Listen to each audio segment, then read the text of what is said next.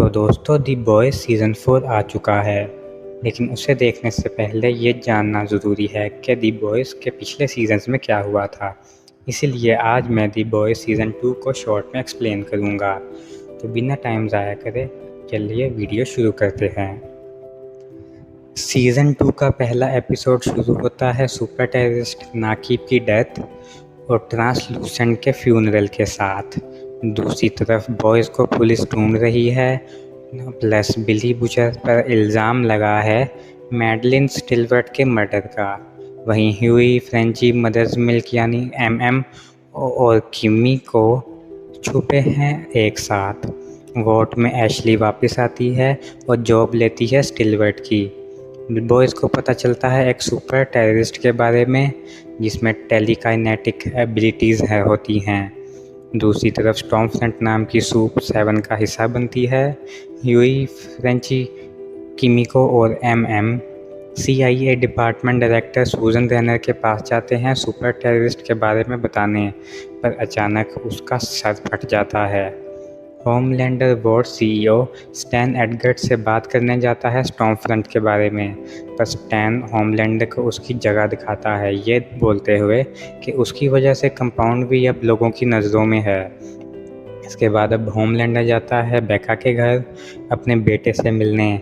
Starlight gecko नाम के एक टेस्ट सब्जेक्ट को ब्लैकमेल करती है, उसके लिए कंपाउंड वी लाने को कहती है। वहीं फ्रेंची ना ह्यूई को बताए बुचर को बुलाता है टीम को लीड करने के लिए।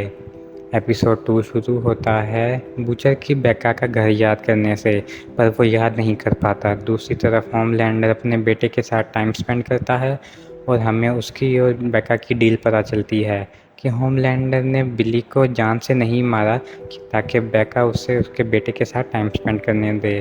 कुछ नए लोग डीप से मिलते हैं और उसे एक ड्रग देते हैं जहां उसे ऐसा लगता है कि उसके गिल्स उससे खुद की वैल्यू करने को कह रहे हैं।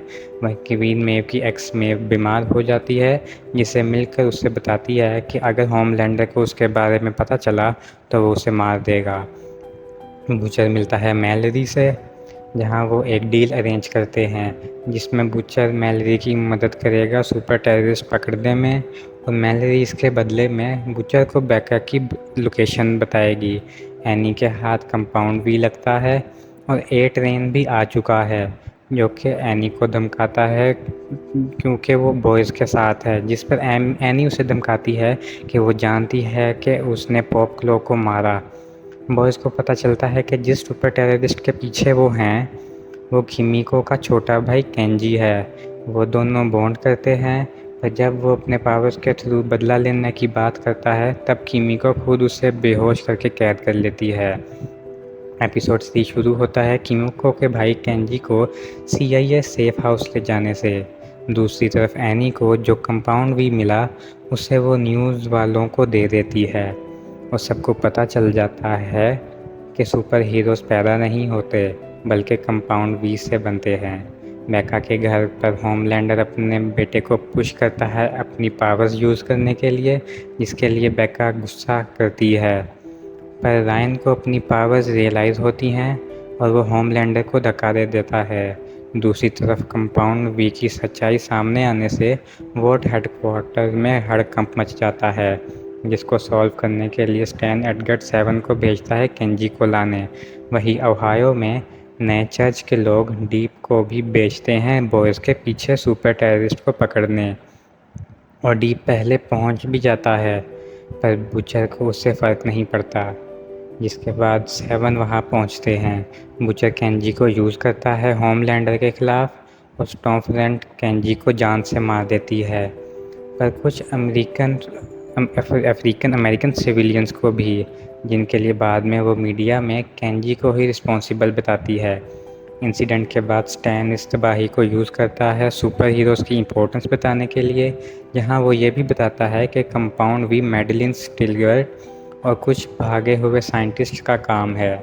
एपिसोड 4 शुरू होता है मैलरी के बुचर को लिबर्टी नाम के सुपर हीरो के इन्फॉर्मेशन और बेका की इन्फॉर्मेशन का एड्रेस देने से। बुचर निकल जाता है बेका की तरफ और बाकी टीम को भेज देता है लिबर्टी का पता लगाने। वोट में होमलैंडर स्टारलाइट को धमकाता है, जिसके बाद स्टारलाइट डर के मारे निकल जाती है ह्यूई और एमएम के साथ लिबर्टी का पता लगाने। एड्रियन की कमज़ोर होने की वजह से होमलैंडर उसे टीम से बाहर निकाल देता है और मेव और एलेना के बारे में भी सबको बता देता है। बुचर बेका से मिलता है और फिर साथ चलने को कहता है, पर बेका मना कर देती है जब बुचर कहता है कि वो अरायन को एक्सेप्ट नहीं करेगा। इस पूरे एपिसोड में हमें अलग अलग लड़कियों के इंटरव्यू दिखते रहते हैं प्यार को लेकर। टीमी को स्टॉर्मफ्रंट से बदला लेने जाती है और फ्रेंची उसे रोकता है।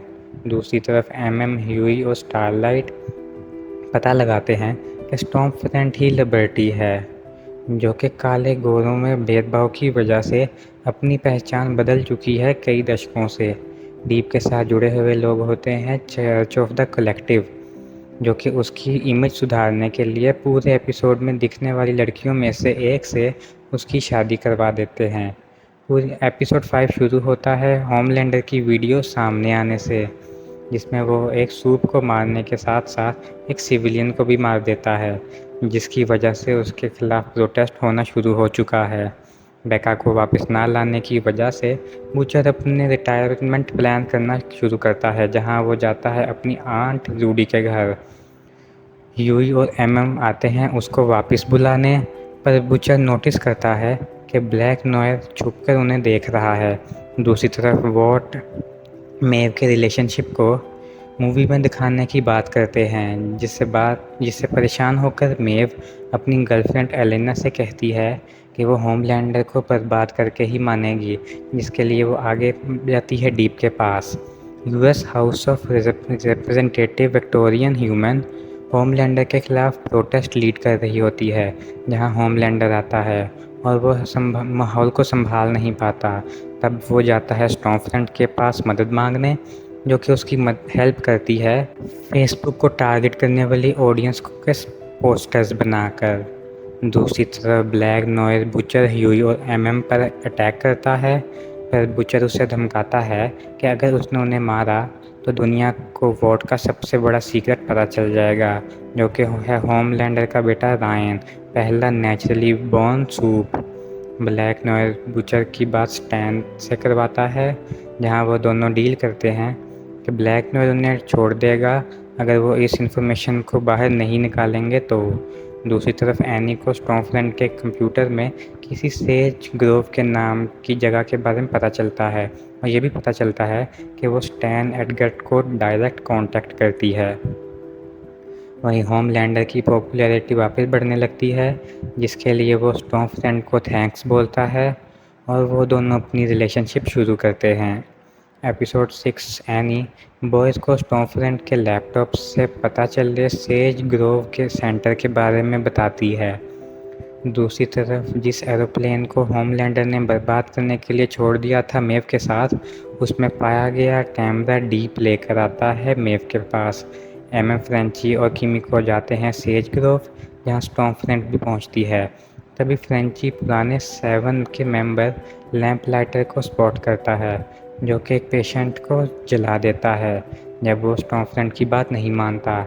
स्टॉर्मफ्रंट वहाँ से चली जाती है, जिसके बाद तबाही शुरू होती है। सारे पेशेंट्स वहाँ से निकलना शुरू होते हैं। उन्हीं में से एक पेशेंट ह्यूई को घायल कर देता है। दूसरी तरफ डीप पेटेंट ए ट्रेन को लेकर आता है चर्च ऑफ द कलेक्टिव के पास। लैंप लाइटर बॉयज़ को बताता है कि वॉट कंपाउंड को स्टेबलाइज कर रहा है ताकि वो एडल्ट्स को डायरेक्ट सूप बना सके। वो लोग लैंप लाइटर को मैलरी के पास लेकर आते हैं, जो कि उससे जान से मारने वाली थी, उसके पोते पोतियों को जलाने के लिए। पर फ्रेंची मैलरी को समझाता है कि ऐसा करने का कोई फ़ायदा नहीं है। स्टॉर्मफ्रंट होमलैंडर को अपनी सच्चाई बताती है कि वो पहली सक्सेसफुल कंपाउंड पी की सब्जेक्ट होने के साथ साथ रेसिस्ट भी है और विधवा थी वॉट फाउंडर फ्रेडरिक वॉट की, जो कि सूप्स के साथ दुनिया पर राज करना चाहती है। मेव के पास होमलैंडर के प्लेन को बर्बाद होने देने वाली वीडियो आती है, जिसको वो प्लान करती है होमलैंडर के खिलाफ यूज़ करने के लिए। अनस्टेबल पेशेंट सिंडी सेज ग्रोव से भागकर निकल जाती है रोड पर। एपिसोड 7 शुरू होता है एक लड़के के दिखने के साथ, जो कि सुपर टेररिस्ट की बात से इतना परेशान था कि उसने एक नॉर्मल आदमी पर शक करके उसे मार दिया। Congresswoman Victoria Neuman lamp lighter को यूज़ करने का फैसला करती है वोट के खिलाफ गवाही देने में कि वोट ही उन सुपर टेररिस्ट्स को बनाता है।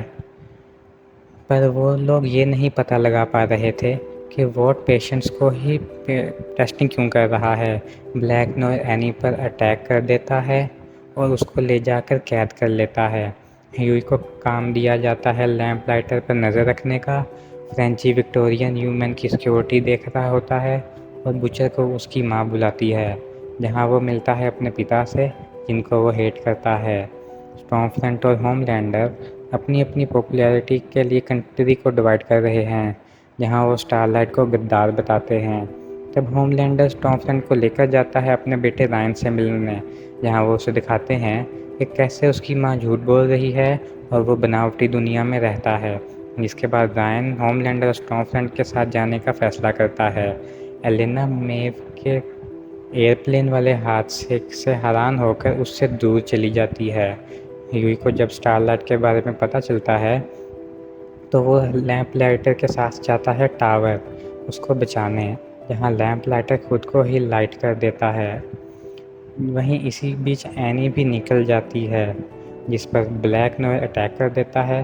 पर तभी मेव ब्लैक नॉयर की कमज़ोरी का फ़ायदा उठाकर उसे संभाल लेती है। तब ह्यूई एनी और उसकी माँ के साथ जाता है मेल्ती के पास। लैंप लाइटर के मरने के बाद बुचर डॉक्टर बोगलबॉर्न को यूज़ करता है वोट के खिलाफ बयान देने के लिए, जिसके लिए वो मान जाता है। पर हियरिंग के दौरान जिस असैसिन ने रेनर को मारा था, वही एक एक करके हियरिंग में मौजूद लोगों के सर फोड़ना शुरू करता है, जिसमें बॉबल बॉन्ग भी शामिल था। सीज़न 2 फिनाले शुरू होता है सेक्रेटरी ऑफ डिफेंस के मैलरी और विक्टोरिया न्यूमैन को ये बताने से कि प्रेसिडेंट ने नेशनल इमरजेंसी लगा दी है, जहां कंपाउंड भी या पुलिस वाले यूज़ कर सकते हैं, जिसको सरकार को वोट बेचेगा। बॉयज़ तैयारी करते हैं 7 को ख़त्म करने की, जिसके लिए एनी उन्हें रुकने को कहती है और जाती है मेव के पास और कहती है कि वो गवाह बनने वोट के ख़िलाफ़, जिसके लिए मेव मना कर देती है। बेका बिली के पास आती है और उसे बताती है कि होमलैंडर और स्टॉर्मफ्रंट रायन को ले गए हैं। दूसरी तरफ चर्च ऑफ द कलेक्टिव के एलिसर डाना स्टैन एडगर से डील पर ए ट्रेन को वापस लेने पर की बात करते हैं। स्टैन मना कर देता है, ये कहते हुए कि स्टॉर्मफ्रंट को ए ट्रेन से प्रॉब्लम है और ए ट्रेन ये सुन लेता है। तब वो एनी को स्टॉर्मफ्रंट के खिलाफ सबूत देता है कि स्टॉर्मफ्रंट कौन है और वो कितनी बड़ी रेसिस्ट है। बुचर स्टैन से डील करता है कि वो रायन को होमलैंडर से दूर करे। स्टैन मान जाता है और तब बॉय स्टॉर्मफ्रंट की डिटेल्स लीक करके बढ़ते हैं रायन को लाने की तरफ। स्टॉर्मफ्रंट सामने आती है स्टारलाइट और कीमिको के, जहां मेव भी आ जाती है और तब शुरू होती है स्टॉर्मफ्रंट की धुलाई। स्टॉर्मफ्रंट वहां से भागकर रायन, बेका और बुचर के आगे आती है, जहां वो बेका को पकड़ लेती है। रायन बेका को बचाने के लिए अपनी आंखों से लेज़र छोड़ता है, जिससे स्टॉर्मफ्रंट के तो चिथड़े उड़ जाते हैं, पर बेका भी मारी जाती है। तभी होमलैंडर आता है और रायन को अपने पास बुलाता है। तब रायन बुचर के पास जाता है।